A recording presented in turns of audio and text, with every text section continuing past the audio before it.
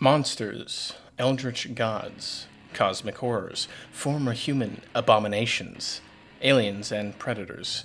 You like 'em, I like 'em. But why is it that even after almost half a century, these creatures still lurk in our collective unconscious?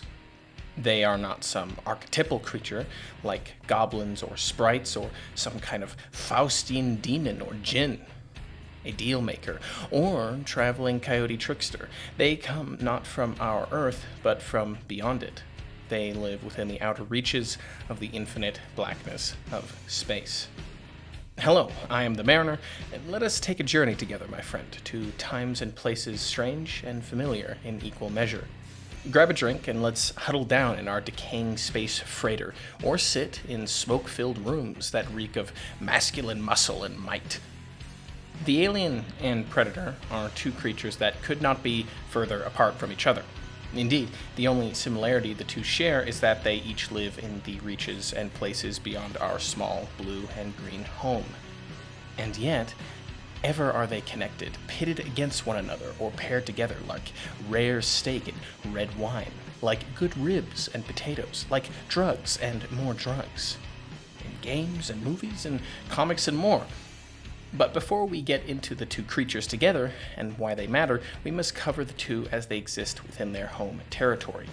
And we shall start with the cloaked hunters themselves.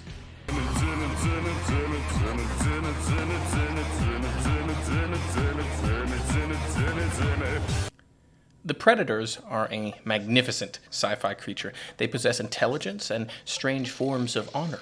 Ritual is all important to them.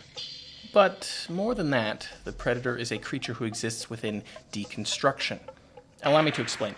The first Predator movie came out in a time where the 80s action hero was in full swing. These muscle-bound heroes were, in essence, invincible, almighty, modern Greek gods or heroes. They defeated as many enemies as needed, beat the villains, saved the girl.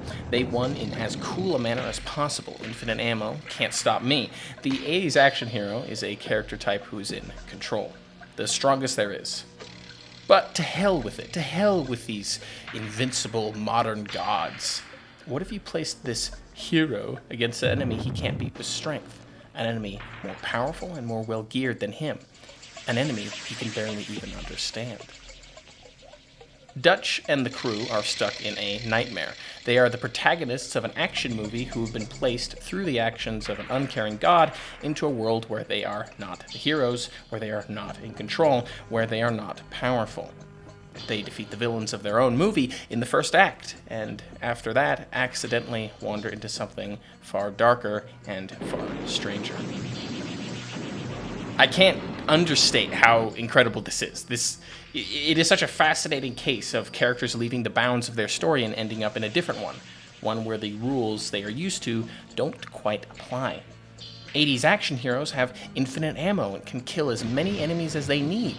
But what if instead of one action hero against a whole planet and armada of goons, it was an entire squad of action heroes who each had enough personality to be the star of their own movie? Each had main character potential. Each could have been a star. And put them up against a being that none of them should have ever faced. Let's take that heroism down a notch, shall we? No one's getting saved, no glory's being won, no victory is assured. These heroes will be hunted by a fucking alien in the goddamn jungle, and they will die. And it's so good, it makes me giddy.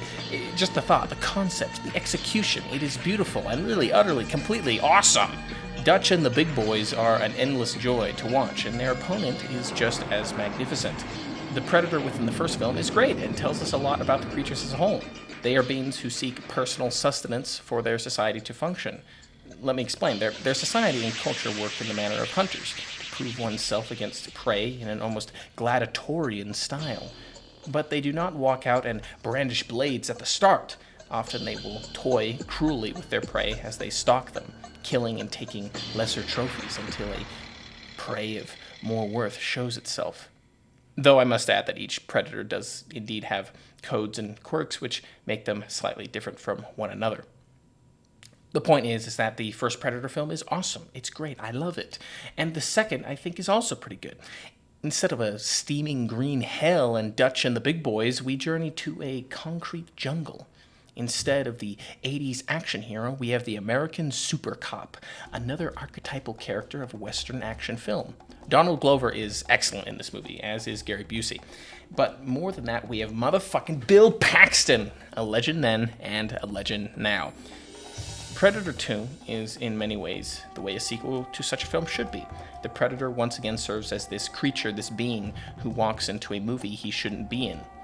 What should have been a movie about super cops taking down the baddies in a crime-infested city and dueling with gangsters and killers instead turns into something bordering on supernatural. An alien stalks and hunts and kills in a place it shouldn't. And that is the power of the Predator. It is a creature who steps into genre films, crosses borders, and takes characters known for their prowess and confidence down a peg. But it becomes trickier when we get into the more modern incarnations of the character. Predators, the third movie, works in many ways. The archetype the Predators are put up against are the American assassin gun people. Characters like your John Wick or your Jason Bourne or your The Mechanic. A collection of these gun people are then taken and placed into a hunting reserve. And the movie is a lot of fun. Lots of predators, lots of assassin gun people all killing each other on an alien planet. But it does lack a certain charm the first two had. Perhaps this is because the film itself feels less like the Predators invading a genre film where they don't belong, and instead they are kidnapping a bunch of protagonists and bringing them into their own movie. Nonetheless, it is quite fascinating. Then there is The Predator. I don't want to talk about this movie. I don't understand this movie. I am baffled by its changes to existing rationale. It is a movie that genuinely stuns me.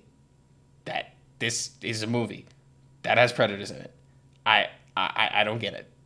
I don't understand. If someone does, please help. Please help me understand this movie. Why do the predators want to give themselves autism?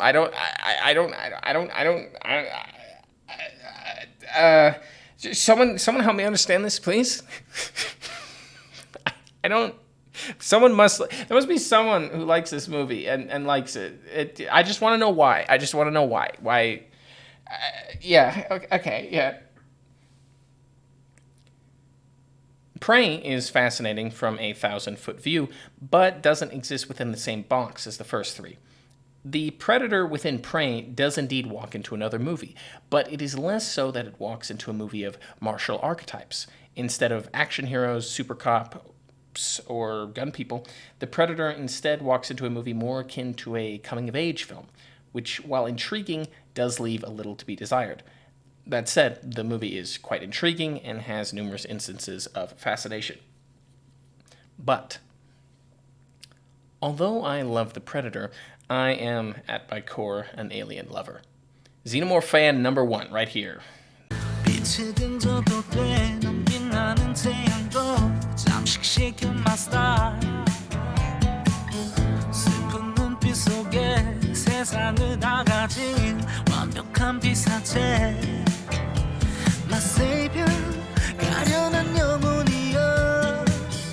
The alien is the eternal other, a thing so completely foreign in its alienness that to us it appears as something completely malevolent. The alien and the artwork that inspired it are as grotesque and terrible as they are strangely and magnificently beautiful. And in truth, I think they will always be somewhat other to us. No matter how many movies or stories or comics or video games try to explain and to shed light and to illuminate, they always remain nearly as alien as the first time one of them crawled out from its painting and into film. The first Alien movie has this enveloping style of retro and claustrophobic futurism. It is corporate and blue color. The main cast are, in essence, space truckers. They have no idea the cosmic purity they are set to stumble across. The alien vessel and space jockey are a brilliant set piece and a just amazing little design decision, and I really think they give the movie a really unnerving depth to it. This creature, this space jockey, is in so many ways completely unsettling. Its biomechanical corpse fused to the very ship around it. But even this grand and mighty creature lies dead in this place, its face frozen in a fossilized scream of pain. And it really begs the question that if something as strange and unnerving as this still felt an emotion as strong as absolute terror and pain, what might have engendered such a feeling? And the alien within the first film really lives up to this build-up, this hype. It is veiled in darkness, and it is unceasingly large and frightening. Its first appearance remains a truly unsettling scene, both its birth and the first time we see the full-grown creature. Every time the alien makes an appearance, there is nothing but abject terror and unease. Its intelligence is unknown, as is its motives. The crew vanish one by one, no bodies or anything else left behind, and as the crew's numbers dwindle, they panic and begin to turn on each other. Why did they investigate that barren rock? Why does the company desire the creature? And what will they do since their lives are now secondary? Ash, as a character, is really interesting. He is soft-spoken, understated, the quiet science officer. He only argues when the specimen itself comes into the picture. That reason is, of course, made abundantly clear in his showdown with the rest of the crew. Ash was a company plant, a machine, an android. He serves the company's whims, and the company desires the organism, so it is his purpose to see that it returns home. And we might leave the character of Ash there. But if he was only a cold machine with naught but the drive to serve the company, then why is it that he is so utterly and completely emotional? Not in the manner of humans, I think, but nonetheless, there are the programmed facades Ash displays, the cold-driven logic, but at times there is also something else, almost as if he feels expectation, envy, curiosity, and cruel sympathy. As Kane is about to die, Ash watches with an almost expectant look on his face. When Ripley rages against the company's programming, there is a moment when Ash seems almost cruel in the manner with which he tries to kill her. But more than all of that, there is his final speech. Ash, more than anything, I think, admired the alien in his own way. Its purity, its lack of judgment and conscience and morals. I wonder sometimes if that meant that Ash had his own feelings about his mission, if perhaps his act to the rest of the crew was not always as such. He is cold and at times strangely cruel, but at the end his last little act is to smile. Is it true sympathy he gives, or something more mocking and unsettling? In truth, I can't quite say. Ash is a strange and broken character. As a machine, he is far more hypocritical and human than are oft seen from robots and androids, and that is what makes him fascinating. And really, genuinely, the alien is a wonder and terror in this film, especially when it kills Parker and Lambert. The latter's screams, the echo, is one of the more haunting deaths I have ever heard.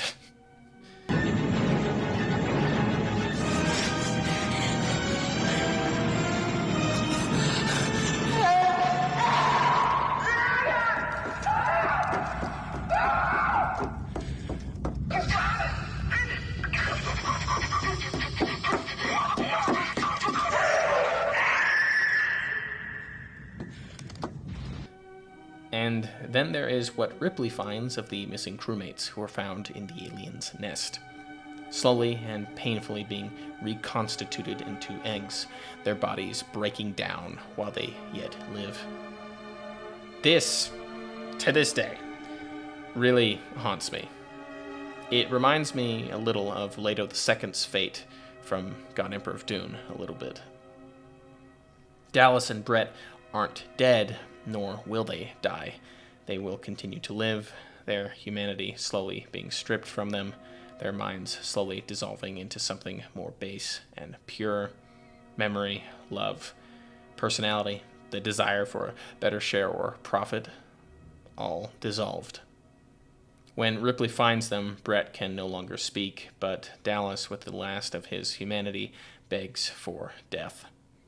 The alternative is an eternity of alien life, far more terrifying than what happens to Kane or Parker or even Lambert. It is a haunting movie, and even through everything, through the nightmares of space and betrayals and death and fates far worse, even through all of that, Ripley makes it out. She wins. She beats the alien. And then there is the second movie.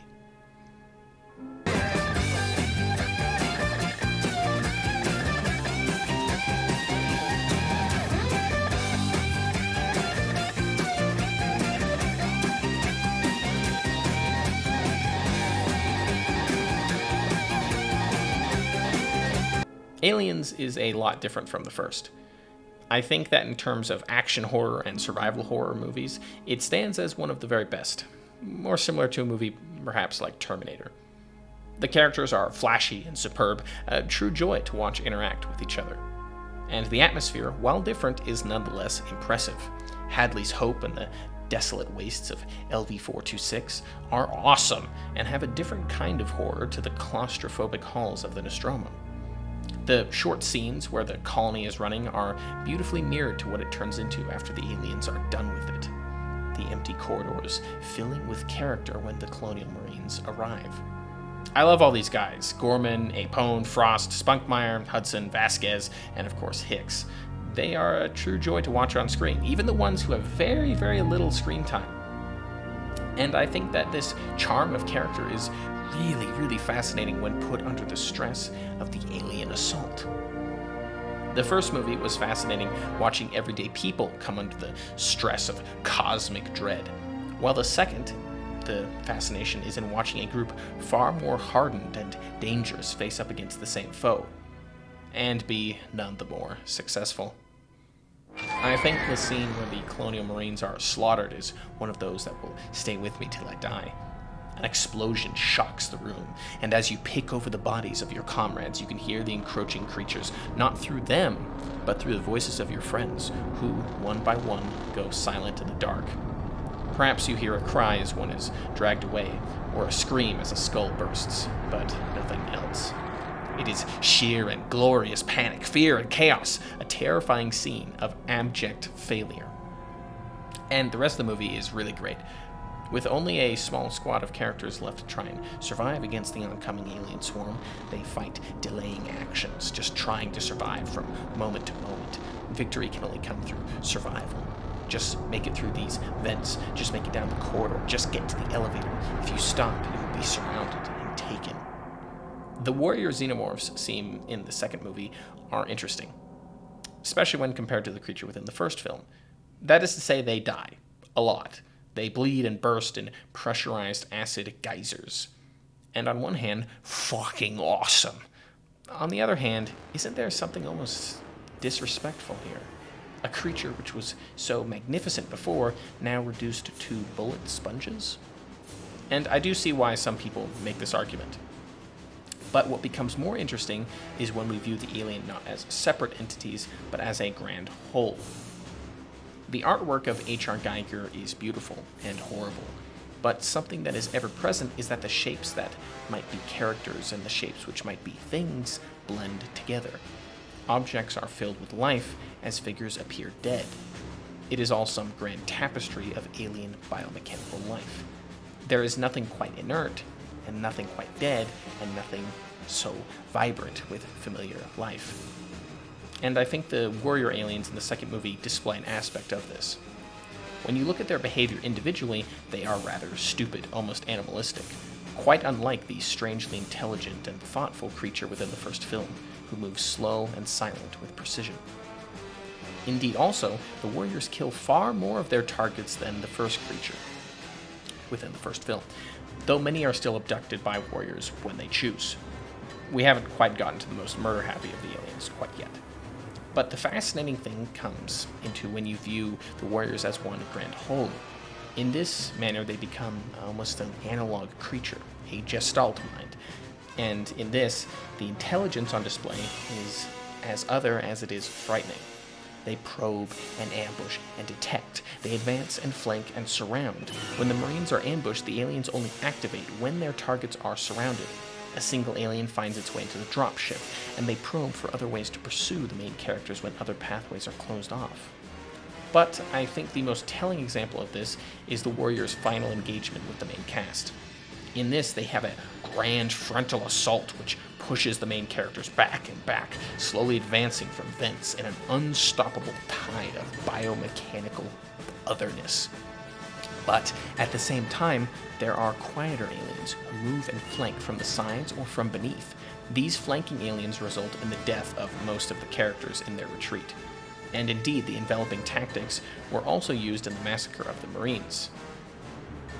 Hudson is taken through the floor, Burke when he flees from the group, Gorman and Vasquez when they fall a bit behind and are cut off and must kill themselves, lest they suffer a fate worse than death.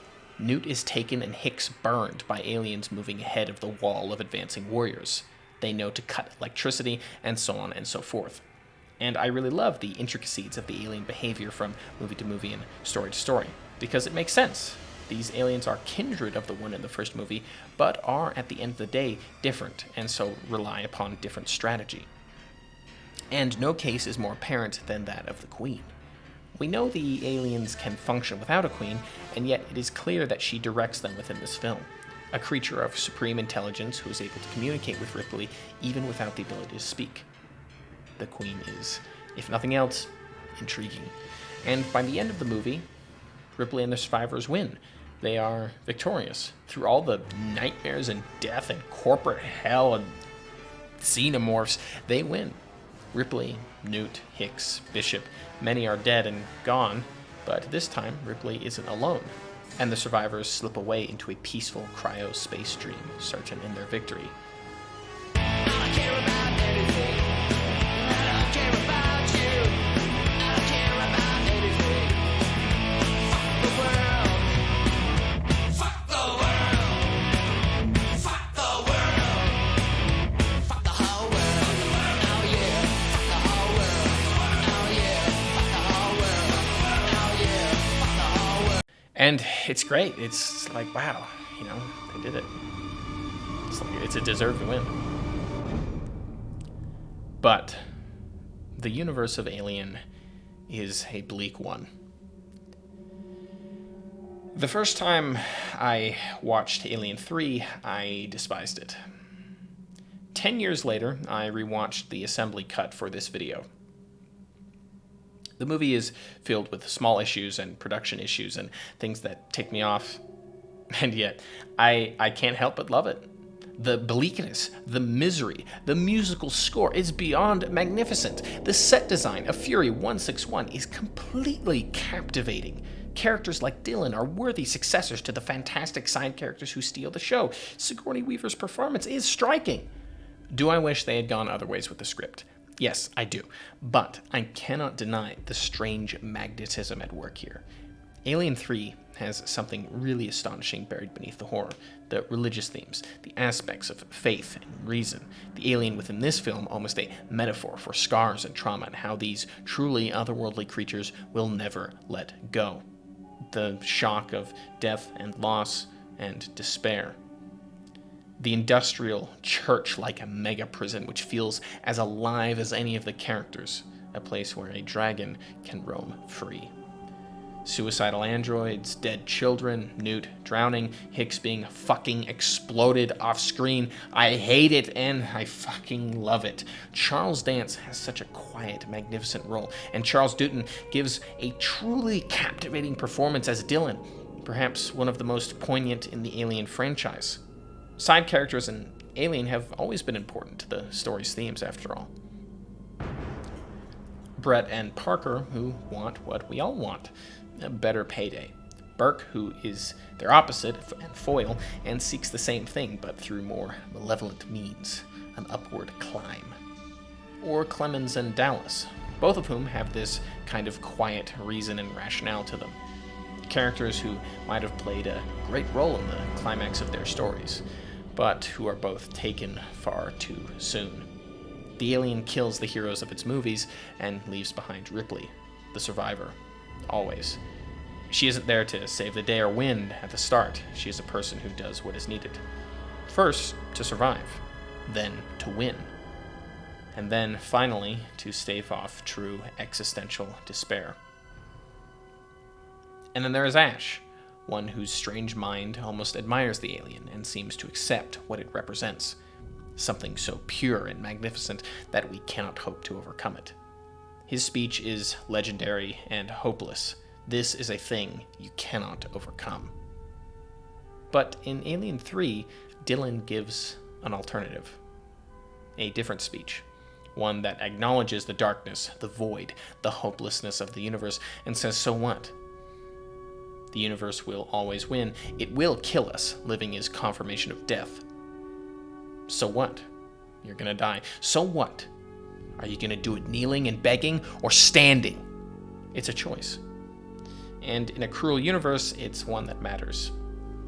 Especially when we consider the alien that the characters have to face off against.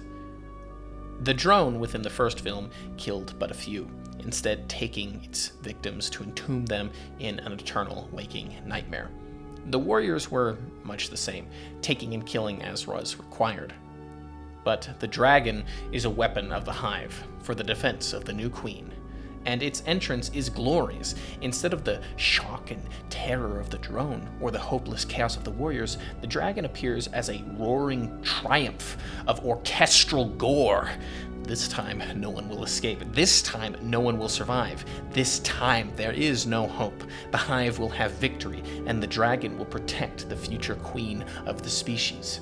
Speed and killing instinct dialed higher and higher. The drone was a creature of thoughtful intelligence, the warriors of analog strategy. The dragon, runner or scout, whatever you want to call him, is a creature of instinct and speed. He kills and kills and kills again, all for the queen's future.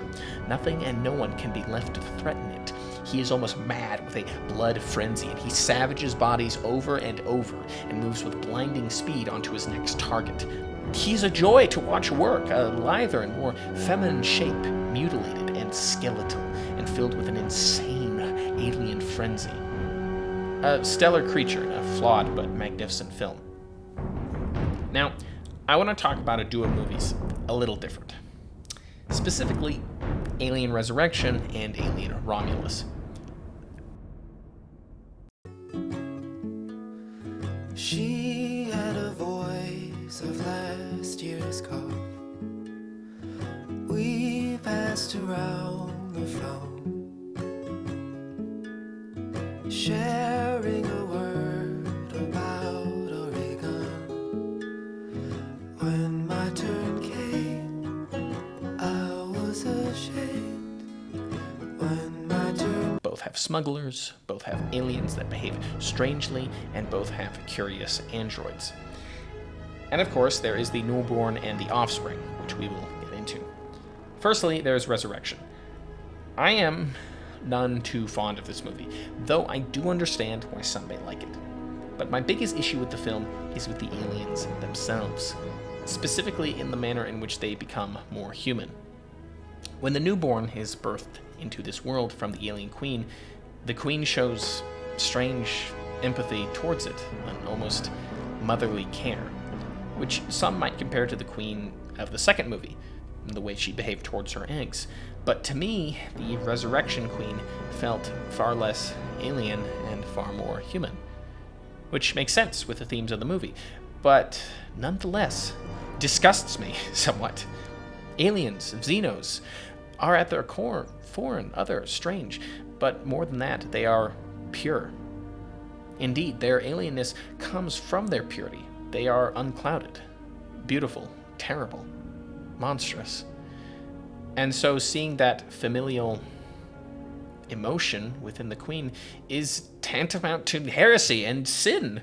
The aliens within Resurrection are bastards of the most unholy variety, and the newborn is proof of this.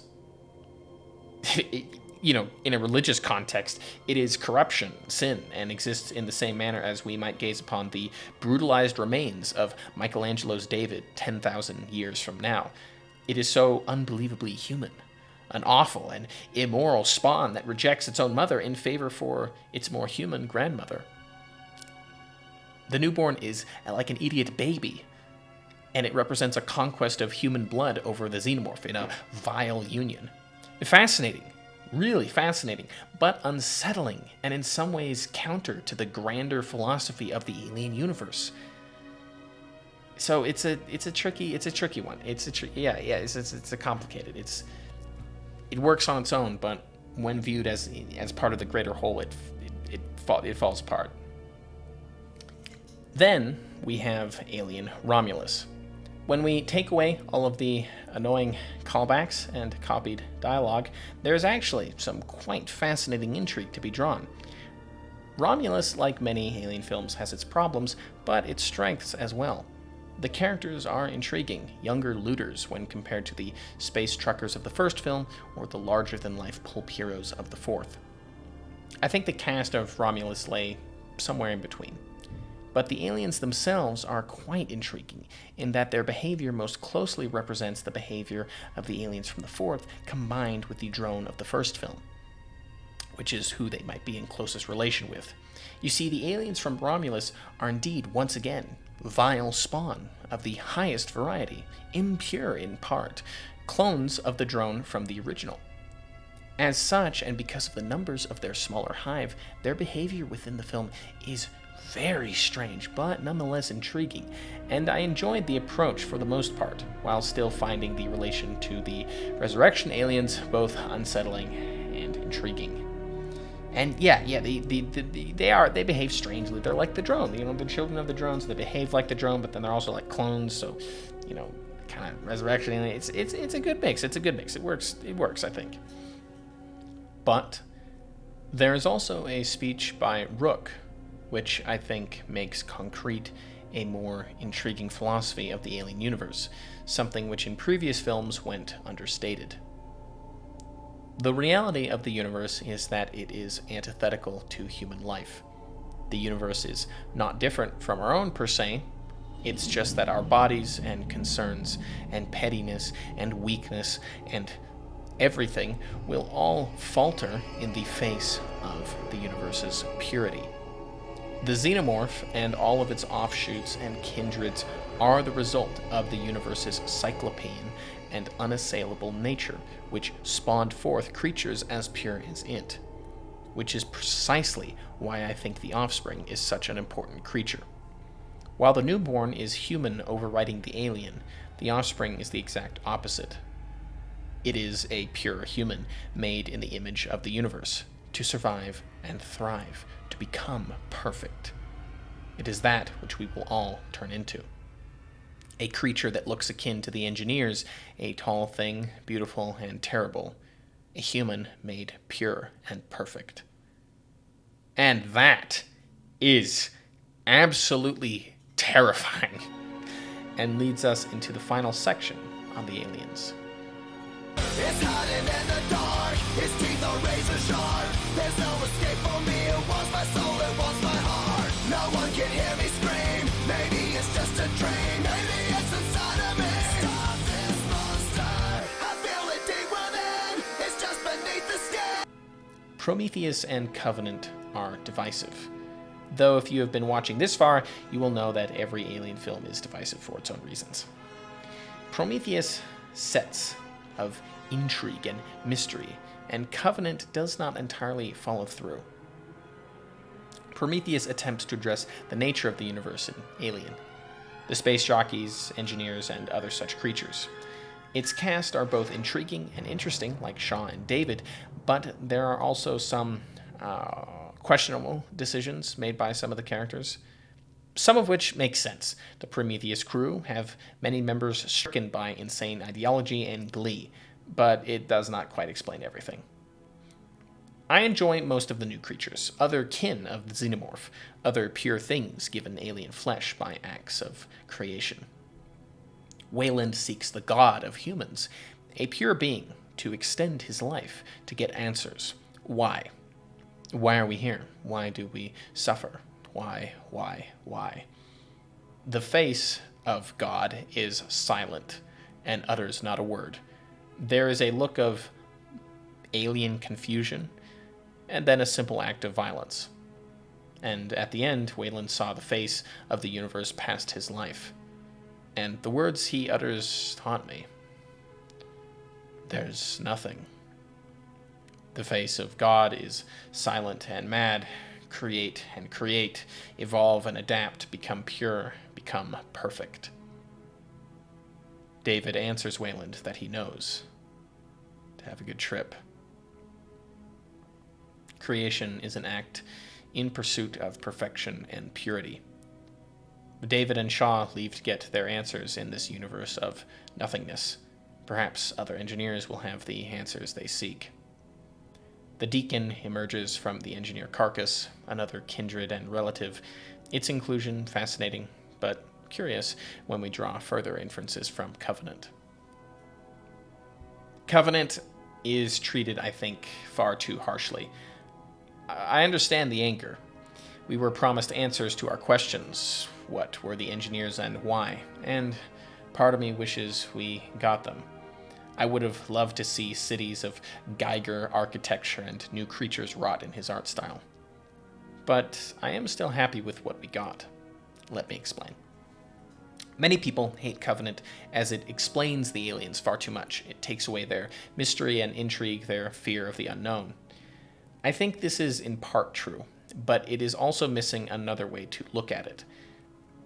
I do not think aliens are the purest form of fear of the unknown or cosmic dread.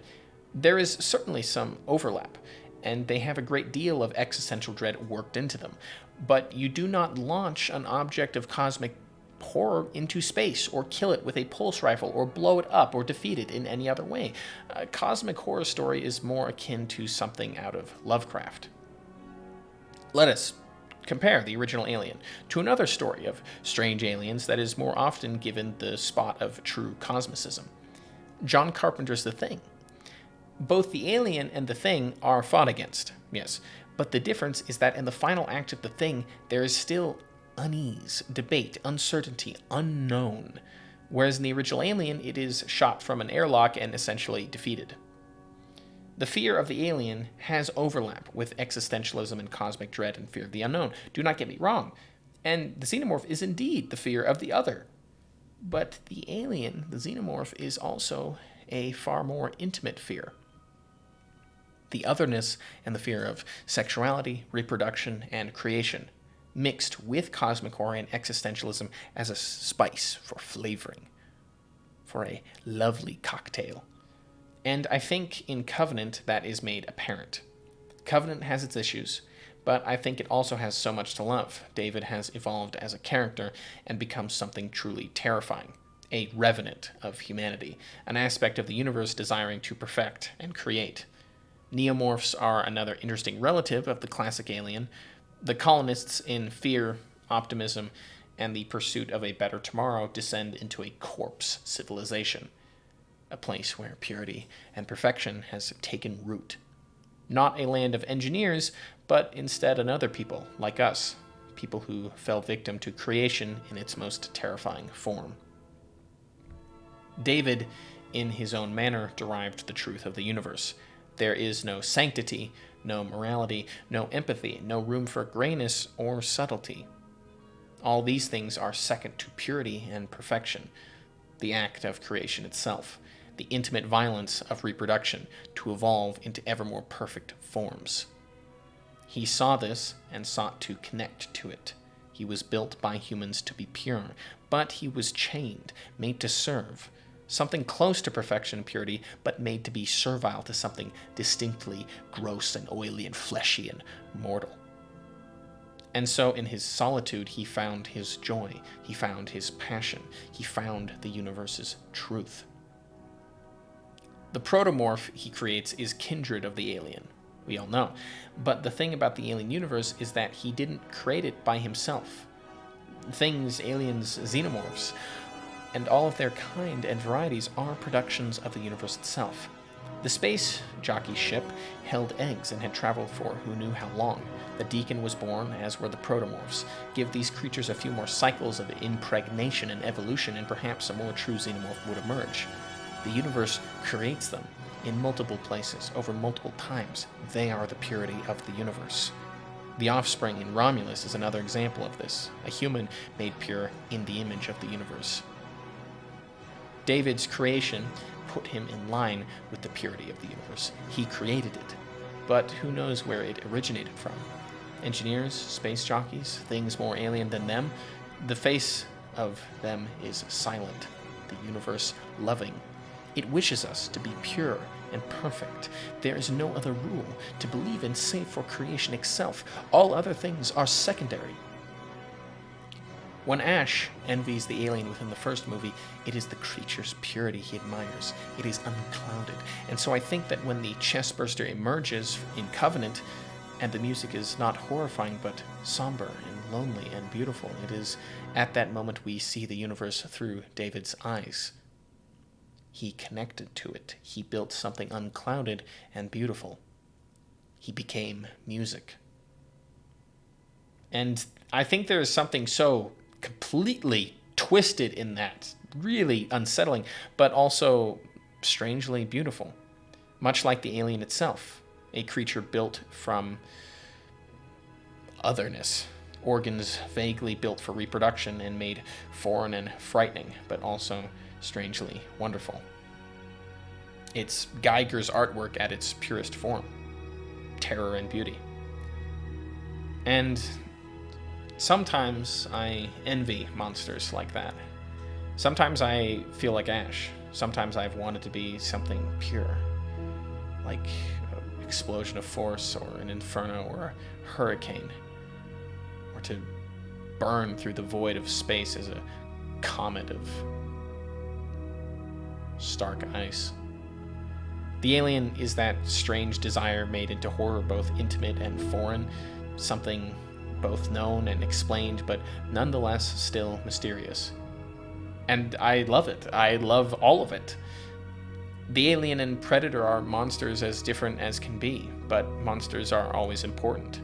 They show value and fear of a time and place and people, and for that I will always love them. They make me afraid and thrilled and filled with awe. The alien and predator are as different as can be, and yet they face each other. The predators crossing genres as they always do to face creatures of purity.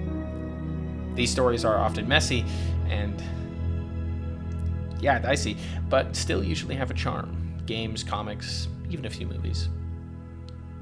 Monsters matter. They always will. We have had monsters as long as anything. Sometimes they challenge us to rise up, to fight, lest they take our skulls and spines. And sometimes they are darker and more sinister and more intimate and live within our desires and fears and lay built into the foundations of the universe itself. Nonetheless, they matter. And I hope we don't forget them. The worst thing is for these strange and frightening creatures to become and be made something more mundane and unremarkable. And when that happens, it fills me with genuine sadness. So, what's the point of this video? I wanted to talk about two monsters that have had a big impact on me. Yes, aliens and predators are great. Yes, but I also wanted to try and convey their importance, why they matter. And I hope that you find your own monsters, strange things that frighten you, but also light a spark in your heart. Scary things that for some reason fill you with life. So, take care when wandering in dark and lonely places, my friend. We are never truly alone, even in the greatest solitude. Travel far enough beyond the edges of the map, and there be monsters. I have been the Mariner, and thank you for watching.